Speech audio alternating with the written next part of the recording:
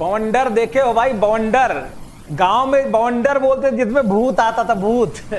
ढेर सारी जो है पत्तियां उड़ती थी, हवा ऐसे घूम घूम के चलती थी। लोग कहते उधर मत जाना, उसमें भूत है, भूत लेके जा रहा है। जैसे बवंडर होता है मैदानी इलाकों में, बिल्कुल वैसा ही होता है चक्रवात, जिसे साइक्लोन कहते हैं। साइक्लोन बिल्कुल वही बवंडर है, बट उसमें भूत ढूंढने कोई नहीं जाता, क्योंकि जब वहां भूत ढूंढने जाएगा खुद ही भूत बन जाएगा। अब आगे चलते हैं, ये क्या है साइक्लोन है, होता क्या चीज है? और ये चर्चा में इसलिए हम कर रहे हैं क्योंकि अभी दाना चक्रवात आया है। दाना जो बंगाल की खाड़ी में, जिसने असम को, पश्चिम बंगाल को गंभीर रूप से प्रभावित किया है। अभी इसने लैंडफॉल किया है जस्ट अभी, कहां पर?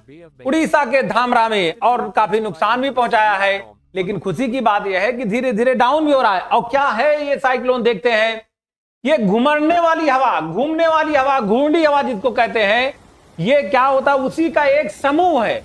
और ये कैसे डेवलप होता है ये भी देखना है, क्योंकि जब समुद्र की सतह गर्म होती है, वाष्पीकरण बढ़ता है, तो बादल ऊपर बनते हैं और हवा के दबाव में भी परिवर्तन आता है, और वहीं से पैदा हो जाता है आपका साइक्लोन। यानी समुद्र की सतह का गर्म होना ही सबसे बड़ा कारण है।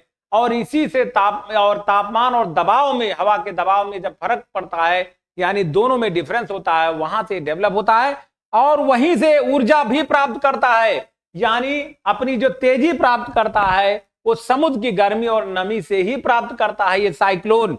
और ये जो उच्च गति की हवा होती है, जब ये बहुत तेज हवाएं चलती हैं 110, 120, 150, 140 किलोमीटर प्रति घंटे की रफ्तार से, तो क्या होता है? भारी बारिश के साथ ये तबाही भी मचाती है। पेड़ उखड़ जाएंगे, घर उखड़ जाएंगे, इस तरह से चीजें होती। अक्सर हम लोग सुनने में आता है, कभी रेमल आ गया, कभी दाना आ गया, कभी फैलिन आ गया, तरह तरह के साइक्लोन आते रहते हैं। तो अभी हम दाना की चर्चा करेंगे, क्योंकि अभी अभी आया है। और ये दाना जो है, अभी उत्पत्ति इसकी कहां हुई?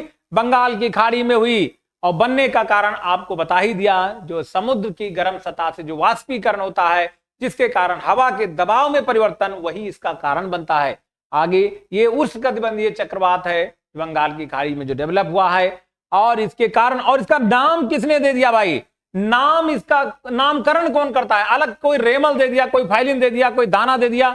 ये दाना दानव जो भी देते हैं, इसके पीछे कुछ कारण है। ऐसे हवा में नहीं होता कि कोई भी नाम दे दे। नहीं, झगड़ा करेंगे, कहेंगे तुम दाना कहोगे, हम कहें माना, तो ऐसे होता रहेगा। इसलिए इसके लिए एक बॉडी होती है, उसका नाम है वर्ल्ड मीटियोरोलॉजिकल ऑर्गेनाइजेशन, WMO होती है, जिसके जो कि जिम्मेदार है नामों की सूची ये तय करती है कि कौन करेगा, कैसे करेगा। द्वारा तय नामों की सूची से रखा गया है दाना का नाम।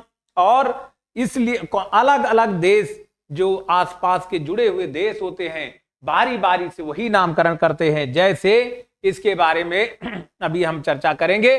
पहले फिर वही बात, समुद्री सतह से जब वाष्पीकरण की जो है प्रक्रिया बढ़ जाती है, तब बादल भी बनने में उससे सहायक होता है। देखो, समुद्र के किनारे अक्सर बादल बन जाते हैं और तत्काल मौसम परिवर्तन और बारिश होने लगती है।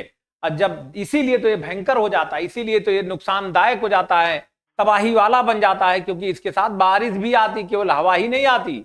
इसलिए घर के घर उखड़ के दूर गिर जाते हैं जो है। तो ये सारी चीजें इसमें होती हैं। और अब आगे ये देखिए, घुमड़ घुमड़ के, बिल्कुल बाउंडर ऐसा ही होता था, जिसमें लोग कहते थे कि भूत आ गया भाई, भूत है, इसमें भाग के जाओ।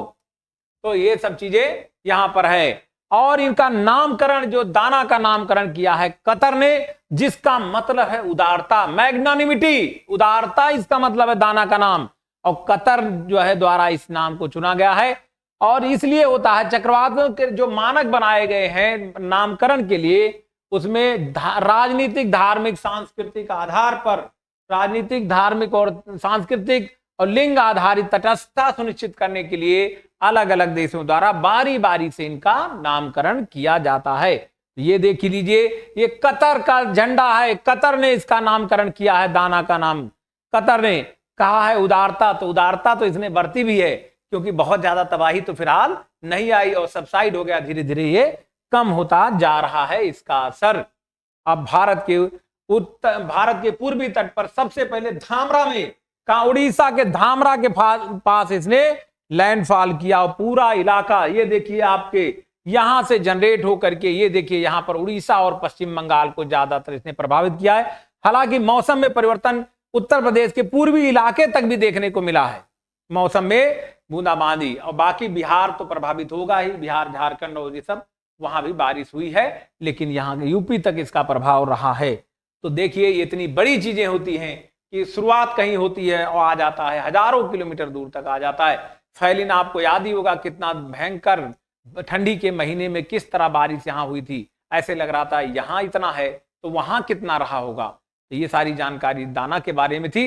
इसी तरह की कड़ी में हम आपको बढ़िया बढ़िया जानकारी देते रहेंगे, आप लोगों का प्यार मिलता रहेगा, हम आपको जानकारी देने की कोशिश करते रहेंगे।